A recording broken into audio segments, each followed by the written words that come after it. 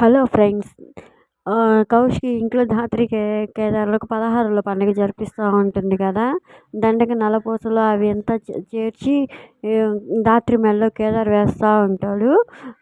ధాత్రి ఆనందపడుతూ ఉంటుంది. ధాత్రి మెడలో దండ వేయగానే తాళిబొట్లు కళ్ళకు అద్దుకుంటూ ఉంటుంది. ధాత్రి వచ్చిన ముత్తైదువులందరూ అక్షంతలు వేసి ఆశీర్వదిస్తూ ఉంటారు. ఇంతలో బైక్ నుంచి సూర్యమామ గబగబా వచ్చి సుధాకర్ అని పిలుస్తూ ఉంటాడు. అప్పుడు సుధాకర్ బయటకు పరిగెత్తుకుంటా వచ్చి, సూరి నువ్వు బ్రతికే ఉన్నావా అని అంటాడు.